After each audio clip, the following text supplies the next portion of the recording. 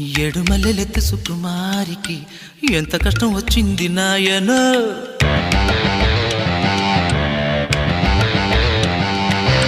భోగి పళ్ళు పొయ్యాలి బేబీకి ఏవి దిష్టి కొట్టింది నాయనో.